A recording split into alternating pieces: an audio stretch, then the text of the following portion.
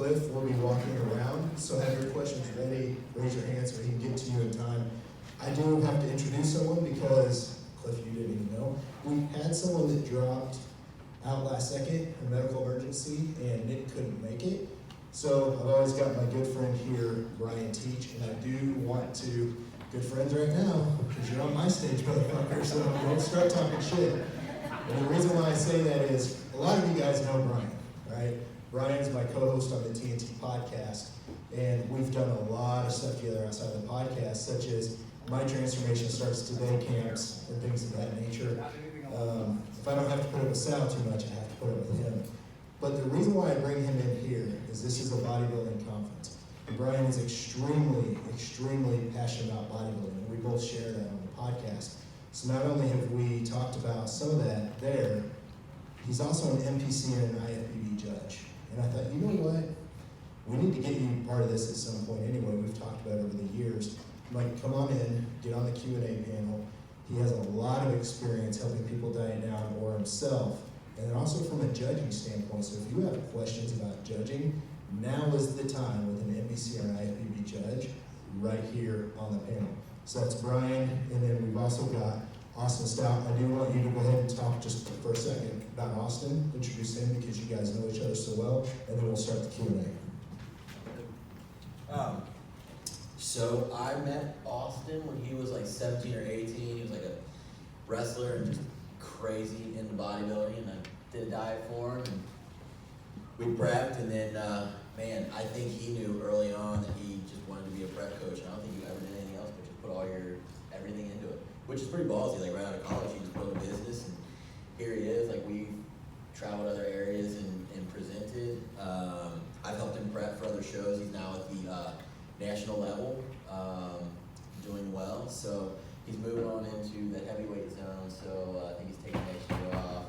But yeah, so he's extremely knowledgeable. I can sit and talk to him about hormones and different things, and you know, he'll have things that he can add that I haven't thought about or didn't know. And those are the kind of minds I like to sit and pick. So I think it's really a good addition to have him on the panel. Okay, Cliff, if you want to go ahead and start it off. If you guys have questions, raise your hand in between and I'll come get you.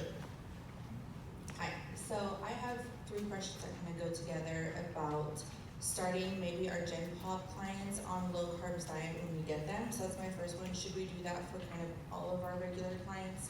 Second question that goes along with that, how long should we reset their insulin sensitivity? So 2 to 4 weeks, and what should that carb number be about? So, and I can start just because I have a mic. With a lot of Gen Pop clients, I always gravitate back towards what have I done and what have I seen, right? Because that's where you learn the most in the trenches. Jason was a really good example. I don't think you'll ever have any problem, but starting someone low carb, that's never really going to be an issue, but you'll know when you do the backtracking and you ask them all their information. So what's your diet look like before you start? Well, I've been eating fast food and drinking Mountain Dew every single day, and they're 50 pounds, 100 pounds overweight. You know that they've been pounding carbs, especially high glycemic carbs, so you're never gonna have a problem if you start them on lower carb, higher fat. You also have to remember there's an adherence issue when it comes to that. So you want to give them enough carbs and more fats, and let them be able to eat things like bacon and stuff that they enjoy, cheeses, because as bodybuilders there's a difference, but it comes down to adherence. So from my standpoint with Gen Pop, I don't think there's ever an issue, but I know as long as I figure out what they've been doing for the last year or 5 years, that's when I typically start somebody. And as far as numbers go, it really just depends on what this is like for carbs for guys. I go back to that starting number that I gave on the slide. I'll do 50 pre, 50 post, and then high fats, because most people can enjoy 2 carb meals a day. So why give them more? But if there's some expresses they need a little more, I might do 1 more carb meal, like another 25. But we can't really give a number, like because everybody's different. But I feel good with carbs pre and post, starting someone there. One thing I do want to point out is it can take a lot longer than 2 to 4 weeks to get someone's fasted glucose back down. And I don't know if John covered this or not, but sometimes just shifting carbs, I mean, it works well, but a lot of people got put into a deficit I try it first, a lot of times, I will just shift some carbs to fat to reset them, but their calories will stay the same, that's where I start. But generally speaking, you gotta get into a deficit to get it down, and I've seen it take way longer than 2 to 4 weeks. So just keep that in mind, like if you're at week 4 and it's not budging a ton, you just have to get more aggressive. You might have to go with keto like he was talking about, and then you might have to get into that low carb. But like a lot of people need a deficit. And then I was gonna say one other thing, I feel like I just blanked. Maybe it'll come back to me, if it does, I'll come back around, so I pass it. No, Jason took my response. But yeah, sometimes you can just shift macro composition, but that's not always gonna work. Especially, you asked about gym pop, right? Well, you know, a lot of the time gym pops come to you, they probably haven't been eating at a deficit. So literally, if their goal is fat loss and you shift them to a deficit, you're automatically gonna improve insulin sensitivity right off the bat. You know, so go ahead. Well, actually, most of the women that I talk to are under Okay. eating. Yeah, sure. And then at that point too, you also have to look at the stress component, like we talked about, you know, because in reality, if somebody it's all body fat, if calories are low and body fat is in a reasonable spot, I mean, you should be insulin sensitive on paper. So you need to look at, it's coming from somewhere else. It may not be macros, because if someone's really under eating, they should be insulin sensitive on paper. But again, there's probably something else playing into that. And if someone's under eating and their body fat's high, then that tells you right off the bat that there's probably some kind of hormonal downregulation or something. So it's probably not really a matter of just lowering carbs. It's probably more a matter of going back to Jason's presentation and fixing hormonal issues and upregulating them first, and all that's going to improve, indirectly. I do remember what I was gonna say. I can picture it. Yeah, sure. One cool thing you can do with your clients, if you can get them to buy in, especially with gym pop, I do this. If you're having a hard time even just getting adherence, or like when you first take them on, if you get the plan and there's a little like him and Han, have them get a glucometer and take their fasted glucose, okay? And if someone comes back above 100, 110, like that's proof in itself that they aren't healthy. And then you can kind of get them like buying into your program to get that number down. It becomes a game with them to like get it down, and they know that the healthier they eat, the more they work your program, the more that number is going to drop, and it's kind of like a incentive for them. And the glucometer that I use is the Contour Next EZ. It gets really good rankings, and it's pretty accurate. And remember, none of them are perfect. They're going to be off like 8 points higher or lower. But if you use the same one and you're consistent with it, at least that's okay. And then another point on that is wipe the first prick off and then squeeze the finger again and use that. So I think it also depends too, like how overweight are we talking, how new are we talking? Because if somebody is 20 or 30 pounds overweight is a very different conversation than somebody who is not tracked their food and says they're under eating and they're 100 pounds overweight. They're most likely not under eating consistently. They're under eating for a few days, then they're overeating, then they're going up and down, so it's not a very consistent thing. So even like Peter was talking about, I can't remember the number, I think it was, some people thought they were eating 1,200 calories and really it was 2,100. So not to say that that's going to be every solution, but if somebody's very overweight and they've been very overweight for a while, they likely don't have good dietary habits. So first and foremost, before I'm even talking about tracking, before I'm talking about changing their macros, hey, we need to get consistent with something.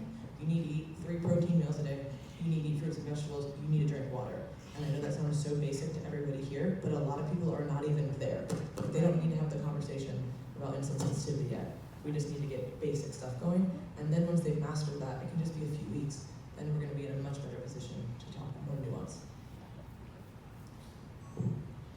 Took my answer, Laurin. No, so what happens, and I deal a lot with the gym and pop folks, so, and we see it all the time where they are under eating throughout the week, and then on the weekends they're smashing calories, and that under eating that they did during the week is completely demolished by 1 or 2 meals or 3 meals on the weekend because they've way over consumed calories. And then as far as the gym pop thing goes, and sugar sensitivity or insulin sensitivity, look, I just had this conversation with somebody yesterday and I'm always surprised. Well, how do you eat? They tell me what they eat. Are you drinking soda? Yeah, I have 12 I have 12 Dr. Peppers a day. Diet Dr. Peppers? No. So you're automatically going lower carb for that person, right? As soon as you clean up whatever it is that they're consuming, they're gonna get results. And like these guys said, you put them in a deficit and they're gonna do way better with carbs in general. Jason and possibly Laurin, what do you recommend for women that are on birth control and that's affecting their weight loss? Do you recommend pulling it off completely or for a certain time, or where do you find that balance? Birth? I'm gonna probably be a different answer than him. So first and foremost, you taking birth control is 100% your choice. Yes, there may be hormonal disruptions, but if the pros of not getting pregnant and you are not gonna be able to regulate it another way, 100% stay on birth control. There are definitely physiological issues that come with long-term birth control use, but it's always about pros versus cons. I'm not nuanced enough in it to say one is better than the other, but in my opinion, that is a whole different conversation. And I never suggest that people get off of it necessarily if they are more worried about getting pregnant, and that would be more detrimental to them than having a six-pack. So the only issue I have seen more so, definitely I've seen a lot more issues with IUDs over the years, or any kind of implant. So even like the arm implant, the Nexaplon, I believe, but the IUDs just kind of create this low-grade inflammation I see, because a lot of them just kind of come out of place, or they just kind of slowly inch around and move around, and I just see a lot of kind of just pelvic dysfunction and inflammation there. But as far as OCPs, they do have some issues, but I would say again, if you're trying to not get pregnant, that's number one versus abs. So, birth control is going to make it harder to restore any hormones, like what I was talking about. And there's different types. You know, there's some that are progestin-based, there's some that are estrogen-based. And, you know, you can look at those things when you're trying to kind of restore people. But, you know, a lot of women get put on it when they're young, and they really don't understand the ramifications of what it is. You know, like, would you put a 14-year-old boy who's fairly healthy on testosterone? I would not. It's kind of the same thing. It is a hormone. And at the end of the day, the longer you're on it, the more that it disrupts estrogen, testosterone, different things. So my answer is, if someone wants to feel better and get their hormones going, then I try to wean them off birth control and then work to see, like, are they low in progesterone now? Did it make their estrogen low? And then try to fix it like we were talking about. Yes, now they might have to use a different method, you know, to prevent pregnancy. But if their health and long-term health is more important than the pregnancy, then they need to get off the birth control at that point. I actually would like Vince's answer on how you go about transitioning off, because I'd like to hear it. I have my ideas, but I think his answer is going to be better than mine, and so I know in advance. Well, this is an area I've studied extensively. So with birth control, you have to be very, very careful. So you have to know what type of birth control and the proportion of progesterone and estrogen. So the IUD, like the Mirena, is all progesterone, but when people are really stressed out, they're estrogen dominant. So it's not about where a hormone goes in, it's about where it ends. Like, where is it at in the body now? So doctors say don't test hormones because you have birth control. That's a mistake. You're gonna want to check those hormones before you take out a birth control at all. And not, if you pull out a birth control, you can make someone gain 20 pounds in the same macros. So it's a dangerous game. Now, if they're on one that's heavy in estrogen, so you have to look at the birth control that you're on. If it's heavy in estrogen, and that person's been dieting for a while, it is safe to assume that they are estrogen dominant. And at that point, you'd want to use Jason's protocols, the protocols we designed, to help balance that ratio. The birth control should still work, but you could pull that out if they're high, because usually they're not going to go estrogen dominant if they're already estrogen dominant. So it's a little safer to pull that. But with most competitors in prep, they've been using birth control to get lean. If we're talking, are we talking competitor or lifestyle? Doesn't matter. Let's say competitor first. And they're still trying to get leaner. You better replace that birth control with like a low estrogen. That's the one I recommend, low estrogen FB, because it keeps just enough estrogen in there to not allow them to have androgen dominant like symptoms. It keeps them losing weight, because if your estrogen goes too low, it's like going into menopause. And what happens when we're in menopause? We're gonna lose weight, right? So you don't want too low estrogen, you don't want too high estrogen. So when you start messing with the birth control, you're better off messing with progesterone, and testosterone levels naturally or whatever, and then trying to clean out some of the birth control, which is what we do with estrogen. After that, then you say, okay, what type of birth control is it? If they're already on a low estrogen, and you go to pull that, they're gonna go estrogen dominant quick, and they're gonna start growing, and you can't stop it. You're gonna be changing the macro, oh my God, what's going on? You can't stop it, it's gotta run its course, and then until you put another birth control in. So the birth control game, you wanna understand the birth control that people are on. This is something at nutrition_dynamic on my Instagram I talk about ad nauseum, because it's such an important topic. How early they started it in their life, to how many preps have they done, how many times have they been like dieting with that type of birth control, when did they switch birth controls, all this stuff makes a difference because it's about behavior in the system. So the short answer is don't take it out and do testing. So, and if you don't have access to testing, you can literally go on my website and buy it right off there, either a urine test or a spit test, so coaches have access to that. Because that's the problem, we're talking about something you have access. You can literally buy like a $160 spit test, send it to your client, you can send it to your client, we can get you the results, and then you have an idea where this person's at before you go making big decisions. I hope that was satisfactory. Thank you. And generally speaking, if it's not broken, don't fix it. Like don't, unless the testing blood work. Yeah, especially if they're still competing and trying to, get lean, like he was saying, but again, if they are starting to have hormonal issues, then it's like, what's more important? Yeah. And Vince kind of vaguely pointed this out, but too, some of these synthetic progestins and estrogens don't necessarily mimic exactly what progesterone would do in your body. Like if you're gonna give someone progesterone replacement, like you talked about some of the creams and stuff, having a synthetic progestin birth control is not necessarily gonna do the same thing. So consider that, like Vince said, you have to have numbers, you have to have something to quantify. You can't just assume that they're taking this, because there's a million synthetic progestins. Like I couldn't even begin to identify all the different types of birth control, and they're coming out with new ones all the time. So just remember that and don't just assume. I have nothing to say on this, and there's a very good point, because there's a lot of people like me, we should not be fucking around with our clients. Does that make sense? Like, I'm confused right now, a little bit confused. That's why you get professionals that understand what they're talking about and make sure those doctors understand, so. Reach out to either Jason or I on Instagram or something. We're there to help you guys all the time. We can at least direct you in the right direction before you go make a move like that. Okay, who's got the next question? Jason, your talk was my jam. I do have a question on, because I feel like this is highly overlooked, so I love that all the supplements you recommended. I love using all of those type of supplements, adaptogens, adrenal support things.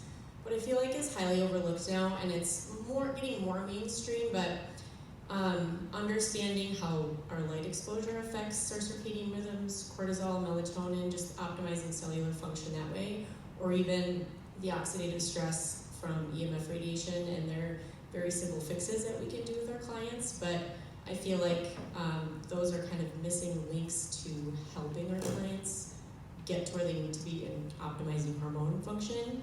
Do any of you guys utilize methods with blue blockers or turning Wi-Fi off at night, stuff like that? Some of y'all may think I'm weird. I'm actually gonna hand it to Austin this moment Okay. because he wears them glasses like it's nonstop, and I think he'll have a better answer.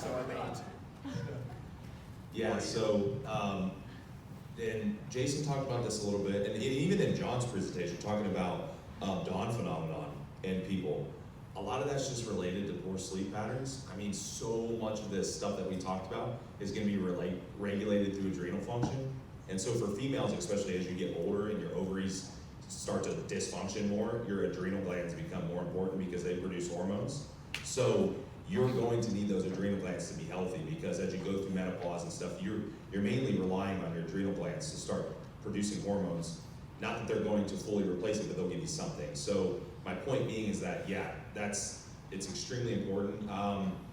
It's real simple, it's not hard. I think a lot of it's just a routine, just to have a sleep routine. I just try to get my clients in a routine. Low light exposure at night, we use blue blockers, things like that. Trying to go to bed and wake up at the same time every day, as close as possible, is really important. because we are on, like, that's why shift work's so bad for people. I know some people have to do it, but you're gonna throw off melatonin production, vitamin D production. So the more routine you can be, the less blue light exposure at night. All your phones have blue light filters if you wanna put them on. You can wear the glasses. If you're gonna get the glasses, do a little research. Some of them don't block a very wide spectrum of light, like the really cheap ones. So you wanna get ones that are actually gonna block like a larger amount of blue light, so make sure you use those. What's your favorite brand? I use Raw Optics, it's RA Optics. He actually has them in his fanny pack that has a kitten on it right now. Yeah. I don't have them in my fanny pack, but they're up in the hotel room. But I use Raw Optics. They actually have one that they have a daytime and a nighttime. You don't really need the daytime as much unless, if you look at the blue light, like if you're staring at the computer all day and you start to get like the headaches, they'll help with like the anti-glare, and that does help with circadian patterns. But I can say, like, I use a Oura ring, so I have on now, where it's a wedding ring too. It's just, yeah, you have one, okay. And there's other ones. Oura just happens to be really advanced, kind of ahead of the others, but this tracks my heart rate variability, it tracks my resting heart rate, it tracks all my sleep patterns, it tracks basically my readiness for the day. So yeah, routine is extremely important. I wrote an article, it's on, if you go on Google and you search, I think it was on the Elite FTS website, Elite FTS sleep article to be on there. I basically just lay out like a real simple routine that you can do at night and how you can minimize some of this stuff and regulate it. If you're doing like the 4-point adrenal patterns, like the Dutch test, and there's Meridian Labs does one, you will see a drastic difference in a lot of this. And you can fix a lot of that dawn phenomenon that John talked about, even with just fixing your sleep. If you're seeing high fasting glucose and your postprandial glucose is normal, your sleep sucks or you're stressed, or some combination of the two, somewhere in there. So a lot of that stuff you can fix through sleep. And when you get so advanced as a competitor or as a client, you're doing everything right, I think stress reduction and being parasympathetically driven within your nervous system, so resting, is the most important thing you can do to progress, hands down. There's nothing more important than that. If you want to be parasympathetic most of the time, if you can do that, your results will get a lot better. Brian and I were like, oh shit. So everybody makes fun of me and my boyfriend Ryan for wearing these glasses all the time. He's a firefighter and he wears his on calls at night when he gets woken up, and he looks terrifying. But anyways, so they do work great. They are very, very helpful, and I like the daytime ones just for the glare, just like the headache and the eye strain. If any of my clients know, I'm always harping on sleep, and a lot of times it's honestly just an excuse, and people don't set their schedules up. They just do dumb shit at night, which is why they don't fall asleep. So if you set these non-negotiables to yourself, hey, I need to be in bed by this time and waking up by this time, you structure your day, your nighttime and your morning routine around it. Now you're gonna get a lot more done when you know you have to go to bed at a certain time. Obviously things happen, traveling, you're going out or whatever, things are thrown off. But in general, trying to make most nights 7 to 9 hours is really, really key. Getting as close to 8 hours as possible is really what we strive for our clients. Under 7, I'm just really not too jazzed up. I understand people have different lives, but really try to do that. And anybody who's interested in sleep research, the best person to learn from is Dr. Matthew Walker. He is absolutely phenomenal. One of the smartest guys as far as sleep scientist goes. And last thing, the phone settings, like the dimmer setting is really good, the blue light setting, but on the computer, which is also another thing, f.lux, it basically will get brighter during the day and then it gets more amber at night. So if you are on the computer at night, like I often am, it's not just glaring so bright. Iris is another good one. Okay. That one you can actually control the temperature of the light Oh, that's cool. for what you want, right? Mm-hmm. I've heard of. All right, next question.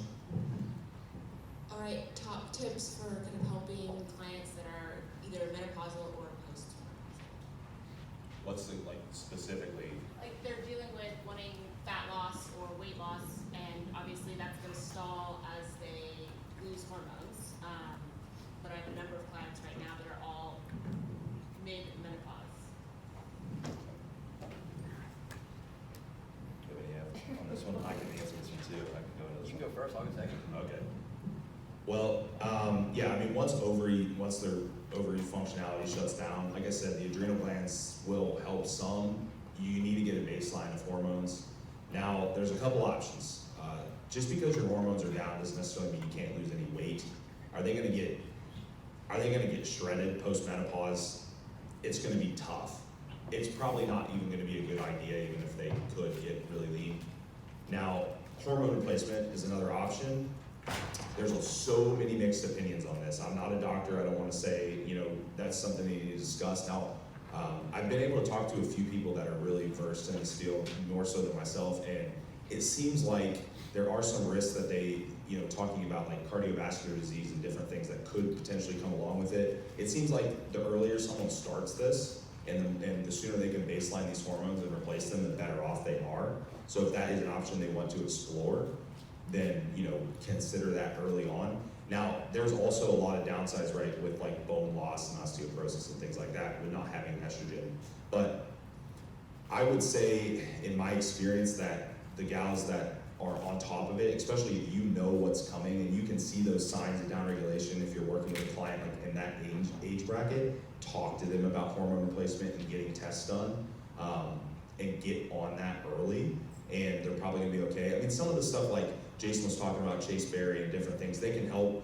They're not going to replace hormones when ovary function is completely shut down. It's not gonna happen. So that's a situation where hormone replacement is probably going to improve quality of life. The thing there, they need to be working with a doctor that is going to monitor their labs and actually dial in a dose.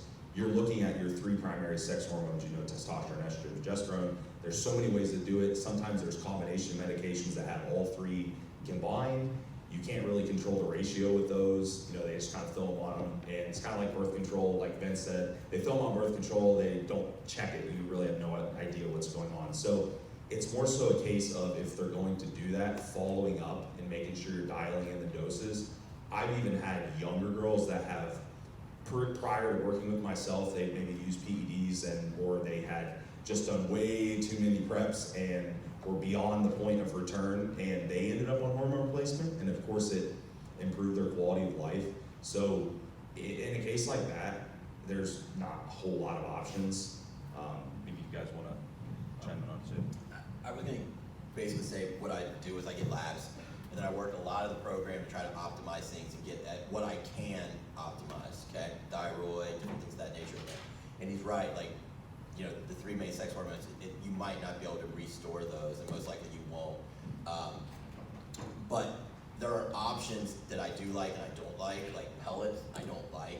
We were looking at some people in here's blood work this weekend back at our booth, and like the test range for free went up to like 45, and I think the score that they were on was like 186, and that was from pellets.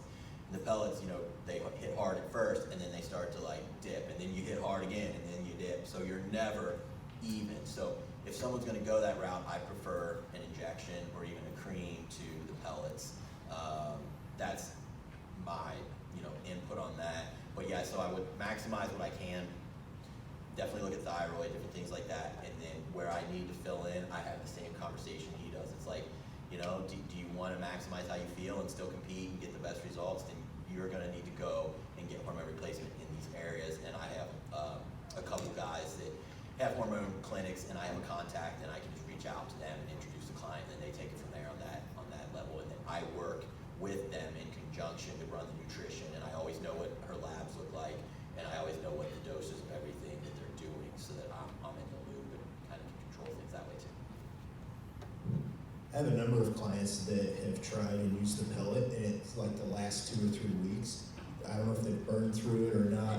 It's fucking bottoms out, so then they try and give them more, and hoping that that's gonna get them long term. And I've never seen a better number than when someone's on normal HRT injectable or a cream, and it's just balanced out. They don't have to worry about those final 2 to 3 weeks. But do you guys want to add anything on that? Or we go? That was what I was gonna have. Okay, Cliff, who's next? So I have a couple questions. Jason first, where do you like to send your people to get blood work done? Do you have a preference? And then is there a comprehensive test for all of those that you listed? So if I can get a doctor to play ball, and the reason I like that is because I'll write out what I need, and then I like that because they can use their insurance, right? But if a lot of doctors are stubborn. They're just like, you don't need that, and you don't need that, and I don't know what that is, and you don't need that. And it's almost like because they didn't come up with the idea that their ego isn't gonna allow it. Now, I work myself with a nurse practitioner. She's amazing. I walk into her office, she goes, you're running this show, what do you wanna see? That's how we work. She has no ego, she's cool, she knows that I have all this knowledge and things that I do, but she's got knowledge where I don't. And so a lot of times, she can add tidbits and I learn from her too. But she's open to that dialogue rather than this is what you're doing and this is what you're doing. And if that's the way the doctor is, get a new doctor. If I can't get a doctor to play ball, I can use Direct Labs is one. Vince now on his website, Nutrition Dynamic, has a lot of labs that you can use. And the Dutch, the comprehensive Dutch, is about $415, I think, but that's gonna have like all of it, like 4-point cortisol, like really get into like the different like hormones and pathways, and like they're really extensive, and it's gonna have everything that I definitely need to see. So if you can't get a doctor to play ball, the comprehensive Dutch test is really probably where you wanna go. But Direct Labs and then Private MD Labs also has it, but Private MD Labs and Direct Labs doesn't have one test that covers everything I want. Sometimes I gotta like have them spend $65 just to add like, TPO antibodies or so I can find like a female health eval, but then I gotta look at it and add. And so it adds up quick.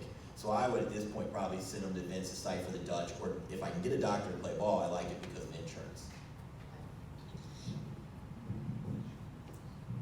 So what he put up on his screen, besides the TPO, every other thing that he had up there, life extension, comprehensive weight loss panel was really good. So it doesn't have the TPO antibodies, but it has everything else that was listed up there, and that's what I've been using. And they do have a staff of trained professionals who you can't speak to. It's not just a person they hire off the street. They are educated people there. So if you can't find somebody in your area, or you don't want to get the Dutch test, or you want to just start with this, you buy it online, go to LabCorp, get it drawn, and then get it to your email. And Life Extension also offers another called Meridian Labs that has, here's the one thing Jason didn't point out, I don't think it was intentional, but the Dutch test is a urine test, okay? So it's not a blood test. You do the kit at home. You basically, there's like a little part, looks like parchment paper, you pee on it, it dries, you send it in. And the reason that's advantageous is because it's gonna measure metabolites in your urine that a blood test doesn't pick up on. There are differences between blood and urine and some of these metabolites. So when you're looking at sex hormones, like especially women with like PCOS and hyperandrogenism and things like that, there are metabolites that are going to be shown in the urine that are going to be more accurate than versus the blood. And the Dutch test is really cool because it has some charts on it that'll show you like, here's your testosterone. It'll show you conversion on both ends and what's happening. So you can see, how are they converting? Like there's a 5-alpha reductase. You talked about hyperandrogenism. Do they have high DHT levels? Do they have high androsterone levels? So it's going to show you these things. It is a little complicated at first if you haven't read it, but you can figure it out. It's not overly complicated once you've seen it a few times. And then, like I said, the Life Extension offers the Meridian Labs version, which the only thing that I think that it does not have is it only has an AM cortisol and not a 4-point cortisol. That's really the only difference. I use that one occasionally. I prefer the Dutch. I use that one occasionally because it's about $100 cheaper. But otherwise, I'm going to do a Dutch test probably off Vince's site, and that's going to be the best. It is $400, but literally there's like 40-some hormones on the test. You would never be able to go in and get blood work on that for anywhere close to $400. So just keep that in mind. I will say something real quick on blood work, because I know there are people in here and they're like, how do I even go get blood work? And I know that sounds like a basic question. You might be embarrassed, but don't be embarrassed, because here's the thing, maybe your doctor won't fucking play ball, maybe they won't listen to you, but you just want to see your numbers. So this year, I went to see 3 different people and hopped from doctor to doctor that would not do the tests that I wanted. And as Jason knows, and I posted a little bit about it, I've been doing different phases of dieting to look at my cholesterol levels, because I really want to learn that, become fascinated with it. And the fucking doctors don't know, like they wouldn't test, they wanted to put me on statin. One lady, the first time I walked in, statin right out of the gate. I'm like, you don't even know what I do. My point is, I stopped hopping from doctor to doctor, and I just want to see my own numbers. I knew what I want to look at. So I went to any lab test now. in my hometown. I walked right in, you don't have to make an appointment, if there's people there, you wait in line. It's reliable, it's good, and I go test mine every 12 weeks there, and I tell them exactly what I want. The other thing too is if you're someone that has clients in the area or someone that has influence, let them know who you are and tell them, be like, hey, if I really like how things go here, I'll start referring people in, they'll give you a break. Like you should always take advantage of something like that. Just to let you know on blood work, you're not at the mercy of your doctor. You can go see your own numbers because at least then you have your own data. And really quick, John, in your book, Ask a Diet Coach, with your comment about, having whatever number of shakes a day, do you recommend that to your cutting clients as well as like anybody else? So they're up there laughing because they don't understand what I wrote in the book because they don't read the fucking book. Laurin did, I know, but you don't remember. So when I talked about having that many shakes a day, all right, for somebody that doesn't have a lot of hunger or if they have digestion issues, I'm 100% okay if they feel full and they don't want to eat chicken twice a day and maybe some lean beef and then 1 shake or 2 shakes. I'm okay with people doing more shakes to just ease up my digestion, especially if they're backed up. I am a fat fucker, like that's just the way I am. My leptin levels are through the roof. I don't diet at all. I hardly diet at all. I just kind of maintain. So I'm never really hungry and I'm always on the run. So when I wrote that book, I was on the road 26 weeks in a row when I wrote the book. And I was doing 4 or 5 shakes a day, maybe eat 1 full meal. Now my carbs and all that stuff I would eat, but that stuff's okay. The downside that people don't realize is there's a thermic effect of protein, right? So it takes more calories to break down a chicken breast than it does to drink a protein shake. And you get that thermic effect. The other thing too is you can also start to develop issues with different kinds of protein powders when you drink them if that's all you do nonstop. So I'm big with people trying to cycle stuff in and out or sticking to a super natural protein. I know we make one at First Form. Your guys' has 4 ingredients in it. So I'm okay with shakes. There's nothing magical and there's nothing wrong with shakes. But if someone's going to eat more whole foods or even versus processed foods, it takes more calories to break down chicken breast, a potato, and broccoli than it does to drink a shake and eat a Pop-Tart if the macros are the same. So if you think about that over the long period of time, it's not a huge difference, but you do burn more calories breaking that down. I'm so proud of you. I know you're proud of me. All right, next question. Okay, 2 things. One, the glasses that you wear. When epilepsy came out, I started wearing them and I had less seizures. And it's amazing, so now I just wear them all the time. So if anyone else has epilepsy and you're curious, try it out, it's awesome. No science behind that, but there's that. Okay, this is a little embarrassing because I am a coach and I don't know if you guys do the same thing, but when it comes to me, I'm like, fuck it, I'll just let them deal with that, and then I'm going to focus on my clients, right? I'm going to take care of them, and I'm just going to let this guy take care of this. I have not had a cycle in 2.5 years, and all of my hormones completely crashed, so now I have to have testosterone replacement therapy. I had polycystic ovary syndrome, but I'm just continuing to, I feel great, I don't miss it, and I'm physically improved, I got my pro card, I'm getting better. So at what point is it do I chase the cycle again, or, because I don't want children either, so it's because I worked with a doctor and she was like, okay, we're gonna do this, and she was a hormone replacement doctor, and she was like, well, if you don't want children, because my progesterone and estrogen, they were single digits, I think my estrogen was 4, and she was like, you don't want children, so this is fine. I mean, if you're already on hormone replacement, you feel good, and you don't want kids, then you're on hormone replacement forever, pretty much, is more or less the answer, simple answer. It's not detrimental if your hormones are even. I mean, all you're doing with hormone replacement is replicating essentially your natural, hormone levels. Yeah, you're not getting LH and FSH pulsatile, all that stuff's not happening, but if you feel healthy and everything else is normal, and the other question too is, could you ever even recover a cycle after being on hormone replacement for that long and doing what you do? Chances are it would probably be difficult, and you wouldn't be able to improve the way you wanted to. So I'm not advocating like everyone, just go out and lose their cycles and go on hormone replacement, but my point is that in your situation, you're probably gonna be okay as long as you keep track of everything and maintain good levels and just stay on your HRT. I mean, I'll add just a little bit to it. I agree with him. Like, if you're feeling good, and that's the kind of thing. Like, my whole process when I run all this with people, if I can't get a hormone up, I have that conversation with someone. Like, look, you've either dieted too long in your life, we've been too low forever. I can't get your testosterone up. You can either live with it low and risk more injury, risk low libido, all those different things, or you can take HRT. With your estrogen being that low, I mean, I did list like all the things that estrogen affects for women.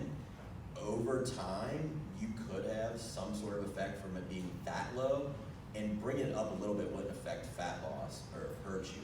But there's also literature like, given estrogen replacement in the long term can cause cancer, but you can find any study to prove either thing.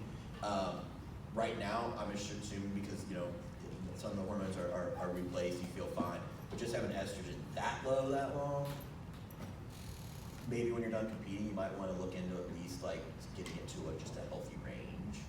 But there's no reason to spike progesterone and go through like a whole period. And like you said, I'm not even sure after all the years competing and already starting down that road of HRT that you could. And that's where I take my client if I at least have the conversation after I ran all this. Are they good? But look at your cortisol. Like maybe there's things that you could have to fix to be optimized, but the hormone thing, that's pretty good. I was telling you like 9 to 13, I'm pretty good. So, there are things that you need to still watch, but in terms of the direct hormones, I'm kind of in line with Austin on that. I just want to make sure that. No, it's a good question. Yeah. Going back to the insulin sensitivity conversation, is there a subset of clients, say endomorphs, for example, that you potentially recommend keeping carbs lower year-round, or are you able to reset insulin and then drive carbs back up again? Okay, I'll touch on that. So endomorphs, you and I had this conversation briefly, and I asked you to ask this during the talk because you and I we have the same body, like we're standing there, I'm looking at you. You ever seen that Spider-Man meme where they're both pointing to each other like, hey, you're me and I'm you. We're fatties, like this is what we are. And what I mean by that is not just endomorphic, because a lot of people think endomorph and they think the classic body shape and stuff like that. But those of us that train, it can start to blur the lines. To me, endomorphic is someone that can't eat a lot of carbs, they have a very slow metabolism. When they do eat a lot, it sticks to them, it's very hard to come back off. So someone like us, right, or our clients that we have in that situation, Jason's another good example, there's never going to be a time that it's bad. In someone that's natural, it's bad to go low fat for a long time, like Jason was talking about, in someone that's natural, right? That's the number one thing I try not to do with Gen Pop clients or anyone that's natural is go too low fat. Even if they want to eat a bunch of carbs, there's going to be an issue. Now, you're never going to have a problem if you give someone a lot of fats and enough carbs, lower carbs, like around the workout. Hormonally, you should never have any issues. The only thing you might run into is some adherence issues. But if you're giving them enough and letting them be flexible with it, then there's that. And then as far as for like year round, I can tell you right now, I will never be, and it's been, I was at your house 2 months ago, a month ago. Prior to that, I was low carb. I've been like low carb for eight months now, almost. And I am leaner and more muscular than I've been in the last 2 or 3 years. I digest everything better, I feel better. And if I do eat carbs, I handle them really well, and I'm right back to being leaner. And that to me just comes back to things like insulin sensitivity. So people like us, we're going to be better long term if we're not pounding carbs. We're just going to. And our clients are that way as well, and I think they're going to be able to adhere to that as long as you educate them and explain to them why. Don't just say, hey, you don't handle carbs, well, we have to keep it low carbs. You have to explain, kind of like I did in my slideshow. I think you did a really good job answering that. One other thing I'll add that I've just seen from working with people who are more endomorphic, they have a bigger hunger drive than their metabolism can handle. That's just them. My wife's more endomorphic. She's always hungry, like always hungry, but she knows that about herself. She can't give into that, or else she'll be looking like more like her family members.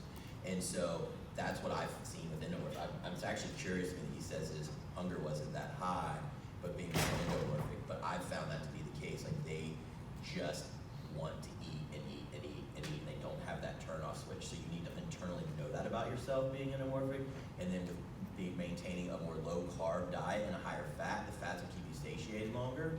So knowing both of those things, I think he gave you the right answer, but I think it also helps to understand the whys, and that is what I've seen in endomorphs.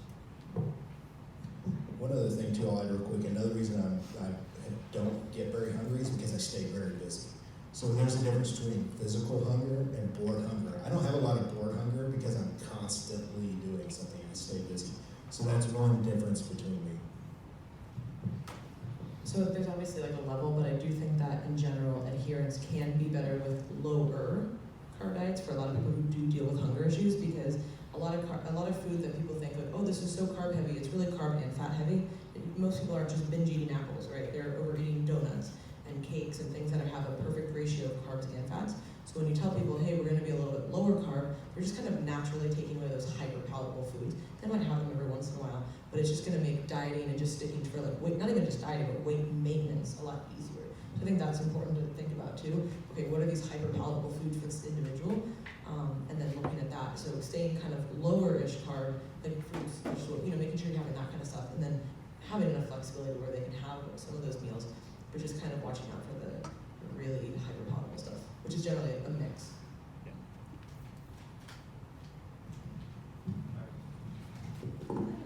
Last question of the day here. Just a real quick one. Regarding the glucose, testing your blood glucose. You said the morning one, but there's another, like, test another one during the day. It doesn't matter after what meal, like post-workout meal, later in the day, what time do you test that one?